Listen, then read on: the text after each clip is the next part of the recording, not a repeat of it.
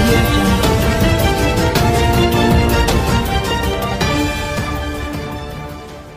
మా అధ్యక్షులు పవన్ కళ్యాణ్ గారు చేపట్టిన పోరాట యాత్ర ఉత్తరాంధ్రలో ఊహించిన దానికంటే ప్రజల నుంచి స్పందన వస్తుంది. ప్రతి సమస్యను కూడా తను అందరితో చర్చించి ప్రజలతోనూ మేధావులతోనూ వారికి పరిష్కార మార్గం కూడా కనుగొన్నారు. కేవలం ఎక్కడో కంప్యూటర్లో చూసో ఏ విధంగా ఉన్నదో అనుకునే దాని మీద నమ్మకం లేదు అధ్యక్షునికి. ఉద్దాన కిండి సమస్య, పెదపెంకి బోధకాలు సమస్య జనసేన అధ్యక్షుడు చెప్పిందాక ప్రభుత్వం ఏదో తూతూ మంత్రంగా చేస్తూ వచ్చింది పాలకపక్షం. ఈ వెనుకబడిన ప్రాంతాన్ని అన్ని సదుపాయాలు ఉన్నా కానీ వలసలు ఎక్కువ అవుతున్నాయి అనే దాని మీద కేవలం రాజకీయం చేయకుండా ఏదో జనసేన పార్టీని ముందుకు తీసుకోవడానికి యాత్ర చేయకుండా వారితో ఇన్ని రోజులు సమయం గడిపి ఉత్తరాంధ్ర వెనుకబడతరాన్ని వాళ్లకు ఆత్మస్థైర్యం కలిగించేదానికి ఇన్ని రోజులు ఉండటం కూడా జరిగింది. వారి కాళ్ళ మీద వాళ్ళు నిలబడాల. ఆత్మగౌరవం అని మేము చెబుతున్నాం. ఆత్మగౌరవం అనేది వాళ్ళ మనసులో రావాలా. ఉత్తరాంధ్ర ప్రజలను గత 20 సంవత్సరాల నుంచి పాలకపక్షాలన్నీ కూడా నిర్లక్ష్యం చేశాయి. కేవలం రాజకీయాలకు పోవుల కింద వాడుకున్నారు. ఎన్నికలకు మాత్రమే వారిని వాడుకోవడం జరిగింది. క్షేత్రస్థాయిలోకి వెళ్ళి ప్రతి సమస్యను కూడా పరిష్కరించేదానికి ముందుకెళ్తున్నారు. దీంట్లో భాగంగానే జనసేన పార్టీ చేపట్టిన పోరాట యాత్రలో భాగంగా ఈ నెల 7వ తేదీ విశాఖపట్నం నగరంలో బ్రహ్మాండంగా నిరసన కవాతు జరగబోతుంది. 11 గంటలకు 10 గంటలకు మొదలవుతుంది. ప్రత్యేక హోదా సాధనలో, విభజన చట్టం అమలులో కేంద్ర రాష్ట్ర ప్రభుత్వాలు విఫలమైందని చెప్పేదాన్ని నిరసనగా ఇది జరుగుతుంది. అల్లూరు సీతారామరాజు స్టేడియం మొదలుకొని కాళికా మందిరం వరకు జరగబోతూ ఉంది. బ్రహ్మాండంగా జరగబోతూ ఉంది. ఈ నిరసన కార్యక్రమంతో అయినా పాలకపక్షం కానీ కేంద్ర ప్రభుత్వం కానీ కళ్ళు తెరిచి చూస్తారని జనసేన అధ్యక్షుడు ఆశిస్తున్నారు. సమస్యల పుట్టను వివరిస్తుంటే పాలకపక్షం అంటున్నారు ఉత్తరాంధ్ర ప్రజలు రెచ్చగొడుతున్నారని. వాళ్ళ సమస్యల గురించి మాట్లాడితే తప్ప? వాళ్ళ సమస్యల గురించి మాట్లాడితే దానికి పరిష్కార మార్గం ఏందని మీరు ఆలోచించండి. అంతేగాని పవన్ కళ్యాణ్ గారు మాట్లాడుతున్నారు ఏమన్నంటే బీజేపీ స్క్రిప్ట్ అంటారు. ప్రత్యేక హోదా కోసం మొట్టమొదటిసారిగా తిరుపతిలో మాట్లాడింది ఒక్కసారి గుర్తు చేసుకోమని అడుగుతూ ఉన్నా. పవన్ కళ్యాణ్ గారే కాకినాడ సభలో ప్రత్యేక ప్యాకేజ్ అంటే ఇది పాచిపోయిన లడ్డులు అన్నారు. ఎన్నికలప్పుడు మాత్రం పవన్ కళ్యాణ్ గారు మాత్రం రాముడైనాడు, ఇప్పుడేమో రావణుడైనాడా? మీకు ఒక్కసారి ఆలోచించండి. ఆ రోజు ఏం చెప్పాడు నిజాం కాలేజీ గ్రౌండ్స్లో? ఈ పాలకపక్షం నాయకుడు పవన్ కళ్యాణ్ గారు రాజకీయాల్లో రావాలా? నిన్న కాక మన టీవీలో చూస్తే స్వచ్ఛమైన రాజకీయాలు కావాలంటే మాత్రం పవన్ కళ్యాణ్ గారు రాజకీయాల్లో రావాలన్నారు. అప్పుడేమో పవన్ కళ్యాణ్ గారు మాట్లాడినప్పుడు వారికి ఉపయోగం ఉంది. ఇప్పుడు వాళ్లకు చేసే లొసుగులు విమర్శిస్తూ ఉంటే దానికి మాత్రం వారు విలన్ అయిపోయినారు. అంతేకాదు భూ ఆక్రమణలు జరుగుతూ ఉన్నాయని చెప్పి విశాఖపట్నం చుట్టుపక్కలంతా విలువైన భూములు ఉన్నాయి. అన్ని పార్టీలోళ్ళు భూ ఆక్రమణ చేస్తూ ఉన్నారని చెప్పి గగ్గోలు పెడితే పాలకపక్షంలో కొందరు కూడా సిట్ వేశారు. ఇంతవరకు ఆ సిట్టు నివేదిక ఎక్కడైంది? వెల్లడి చేయండి. ఎవరు బాధ్యులైతే వారి మీద చర్య తీసుకోండి. ఆ సిట్టు నివేదిక చెప్పరు మీరు. నిరుద్యోగ భృతి ఇస్తామంటారు. నిరుద్యోగ భృతి శ్రీకాకుళం పర్యటన అయిన తర్వాత ఉద్దాన కిడ్నీ శ్రీకాకుళం ఆ విషయంలో కూడా అప్పుడు ప్రభుత్వం మేలుకొని 19 కోట్లు వారికి కావాల్సిన అంబులెన్స్ ఇచ్చామన్నారు. ఆ తర్వాత నిరుద్యోగ భృతి గురించి ఇంకా చర్చలు జరుగుతూ ఉన్నారు. ఏ విధంగా వాళ్ళని అనర్హులు చేయాలా, ఎవరికి ఇస్తే మంచిది, దాని మీద చర్చ ఏంది? నిరుద్యోగం అనేది ప్రతి వాడికి కూడా ఆ భృతి అనేది ఎవరైతే నిరుద్యోగులుగా ఉన్నారో వారిని ప్రభుత్వం మేము రక్షిస్తామని ముందుకొచ్చింది. దాని గురించి చర్చ జరుగుతూ ఉన్నాయి. ఫ్రాంక్లిన్ టెంపుల్ టౌన్ భూములు వాళ్ళకి అమెరికాలో ఉండేదేమో 10 ఎకరాలు, మనోళ్ళు 25 ఎకరాలు ఇస్తారు. ఎన్ని ఉద్యోగాలు ఇస్తారో వాళ్ళు క్లియర్గా చెప్పరు మనకు. అదే కానీ ఉత్తరాంధ్ర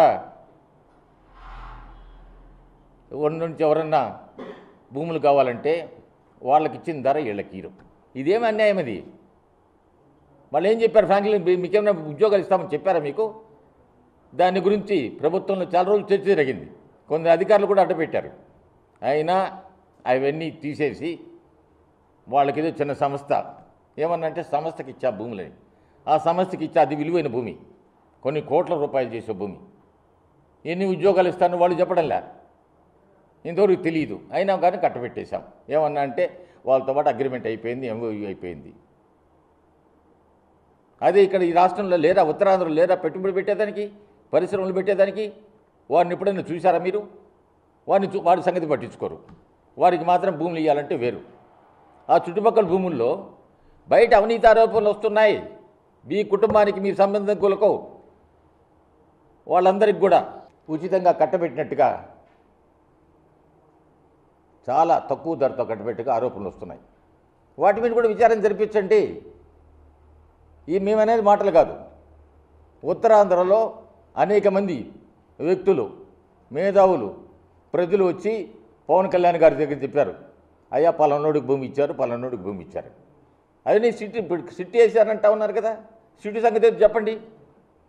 అనకాపల్లిలో తుమ్మపాల షుగర్ ఫ్యాక్టరీ ఎన్నికల ముందు చెప్పారు దాన్ని తెరుస్తామని చెప్పి. ఇంతవరకు అతిమతి గతి లేదు. కార్మికులు దీక్ష తీయాలంటా ఉన్నారు. పవన్ కళ్యాణ్ గారు రెడీ అవుతున్నారు ఈ మాసంలో, కానీ వాళ్ళు కానీ చేయకపోతే వాళ్ళతో పాటు కూడా నేను దీక్ష చేస్తానంటా ఉన్నారు. ఏమని రాజకీయ కోసం చేయడం లేదే? రాజకీయం చేయాలంటే ఇవాళకు మొత్తం జిల్లాలో సగం దిగిరేసి ఉండొచ్చు. ఏదో పోతా చూసుకుంటా వాళ్ళతో పలకరిస్తా పోతా జనసేన సిద్ధాంతాలు చెప్తా. అట్ట కాదు, ప్రజల సమస్యలు తెలుసుకోవడానికి జనసేన అధ్యక్షుడు తీవ్రంగా ప్రయత్నిస్తున్నాడు. వాళ్ళతో పాటు దీక్షలు కూర్చొని కూడా సిద్ధమవుతున్నాడు. ఇంకో ప్రతిపక్ష నాయకుడు చెప్తాడు, నేను ముఖ్యమంత్రి అయితే తెరుస్తానని. ఇంతకుముందు ఇంకో నాయకుడు చెప్పాడు, మేము అధికారంలోకి వస్తే తెరుస్తామని. ఇవన్నీ మాటలు కాదు. తుమ్మపాల షుగర్ ఫ్యాక్టరీ వెంటనే దాని గురించి చర్యలు తీసుకోవాలి. నిరుద్యోగ వృత్తి గురించి వెంటనే చర్యలు తీసుకోవాలి. మేము చెప్పే వాటికి మీరేదో మమ్మల్ని పట్టుకొని ఉత్తరాంధ్ర ప్రజలను రెచ్చగొడతా ఉన్నారు. రెచ్చగొట్టాల్సిన అవసరం జనసేనకు లేదు. వాస్తవాలు చెప్తున్నాం మేము. మా వాస్తవాలు కూడా దయచేసి స్వీకరించండి. మేమే ఎవరిని విమర్శించాలని కాదు. ప్రజల సమస్యల గురించి మాట్లాడుతూ ఉంటే పలాని ఇసుక దోపిడీ జరుగుతూ ఉంది, జనసేన సైనికుల మీద దాడులు జరుగుతూ ఉన్నాయి అని చెబుతూ ఉంటే ఇది మంచి పద్ధతి కాదు. ఇప్పటి వరకు ఓపిక పట్టాం, ఇంకా రాబోయే రోజుల్లో జనసేన సైనికులు కూడా ఓపిక పట్టే స్థితిలో లేరని కూడా మీ అందరికీ చెప్తున్నా. మీ ద్వారా మీడియా ద్వారా పాలకపక్షానికి చెప్తున్నా. మీ మీదనే చెప్తే మమ్మల్ని పట్టుకొని విమర్శిస్తారా? మేము మంచి చెప్తే తీసుకోరా? ఏమన్నా అంటే రెచ్చగొట్టిపోతా ఉన్నారు పవన్ కళ్యాణ్ గారు. పవన్ కళ్యాణ్ గారు విలాసవంతమైన జీవితం వదులుకొని పేద ప్రజల కోసం ఈరోజు వచ్చి వాళ్ళ దగ్గర కూర్చొని సమస్యల గురించి మాట్లాడుతున్నారు. తన సినిమా జీవితం మీకు తెలుసు, ఈ రాష్ట్రంలో ఉన్న ప్రతి ఒక్కరికి తెలుసు, తెలుగు రాష్ట్రాలు రెండిద్దరికీ తెలుసు. ఆ సినిమా విలాసవంత జీవితం వదులుకొని అటువంటి వ్యక్తి ముందుకు వస్తే నానా మాట్లాడిన ధర్మమాని ఒకసారి ఆలోచించండి. ఈ పరిస్థితులన్నీ చూస్తే రాబోయే ఎన్నికల్లో ప్రజలు తెలుగుదేశం సార్ స్వీకరించే స్థితిలో కనపడ్డంలే. మాకు కావాల్సింది ఒకటే, బాధ్యతాయుతమైన రాజకీయం కావాలి. మాకు జవాబుదారీతనంగా జరిగిన రాజకీయం కావాలి. జవాబుదారీతనంతో రాజకీయం చేయాలి. అంతేగాని బాధ్యత లేకుండా మాట్లాడడం, ప్రజల గురించి వదిలివేసుకోవడం, ఎప్పుడు ఎన్నికలు వచ్చినప్పుడు చూసుకోవడం. 8వ తేదీ ఉత్తరాంధ్ర కార్యకర్తల సమావేశం కూడా ఉంటుంది. ఆ కార్యకర్త సమావేశం అయిన తర్వాత అవతల అధ్యక్షుడు తదుపరి కార్యక్రమం ఏం చేయాలని నిర్ణయించుకొని తూర్పుగోదావరి, పశ్చిమ గోదావరి, ఆ తర్వాత మిగతా జిల్లాలకు, ప్రతి జిల్లాలో కూడా ఎక్కడైతే కేవలము తూతూ మంత్రంగా తిరిగేదానికి సిద్ధంగా లేరు, వాళ్ళ సమస్యలను అర్థం చేసుకొని పూర్తిగా చేసుకొని, నిన్నటిదాకా అన్నారు కదా మీకు ప్రజా సమస్యలు తెలుసు, రాజకీయం మీకేం తెలుసు అని చెప్పి. మాకు అట్టటి రాజకీయం అక్కర్లా. జనసేనకు అటువంటి అవసరం కూడా లేదు, రాజకీయం అవసరం కూడా లేదు. జనసేనకు కావాల్సింది ప్రజల కష్టాల సుఖాలకు వాళ్ళ భాగం పంచుకునే దానికి జనసేన సిద్ధంగా ఉంది. ఎప్పుడు కూడా ఓటమి గెలుపులకు మాకు ముఖ్యం కాదు. ప్రజలను మాత్రం జనసేన అధ్యక్షుడు మోసం చేయడని ఇచ్చాపురం సభలో చెప్పాడు. మాట మీద కట్టుబడి ఉన్నాడు. ప్రజలు కోరుకుంటే ఒకసారి జనసేనకు అధికారం ఇవ్వండి, ఒకసారి అవకాశం ఇచ్చి చూస్తే ఏం చేస్తామనేది కూడా మీకు చెప్తాం. అంతేగాని రెచ్చగొట్టే మాటలని, నేను చెప్పినవన్నీ వాస్తవాలు కాదని చెప్పండి. మేము అభూత కల్పనలు చేయడంలే. అక్కడ జరిగే పరిస్థితులన్నీ కూడా కళ్ళకు కట్టినట్టు కనిపిస్తూ ఉన్నాయి. హృదయం ద్రవించిపోతూ ఉంది అధ్యక్షుడికి. ఏమిటి ఇంత కష్టాల్లో ఉన్నారా వీళ్ళని చెప్పి. ఈ వెనుకబాటుతనం, వలసలు పెరిగిపోతూ ఉన్నాయి. ఇరిగేషన్ ప్రాజెక్టు ఉంది, మేము మేనిఫెస్టోలో కూడా పెడతా ఉన్నాం. రేపు ఇరిగేషన్ జిల్లాలో ఇరిగేషన్ ప్రాజెక్టు ఏం చేయాలనేది. అటువంటి సమయంలో ఇప్పటికైనా కానీ పాలకపక్షం కళ్ళు తెరిచి ఈ సమస్యలను అర్థం చేసుకొని నానా యాగి చేయొద్దని కోరుతూ ఉన్నా. ఏంటండి వీడియో నచ్చిందా? అయితే ఓ లైక్ వేసుకోండి, లేదంటే ఓ కామెంట్ చేయండి. ఎప్పటికప్పుడు మా వీడియోస్ చూడాలంటే సబ్స్క్రైబ్ చేసుకోండి.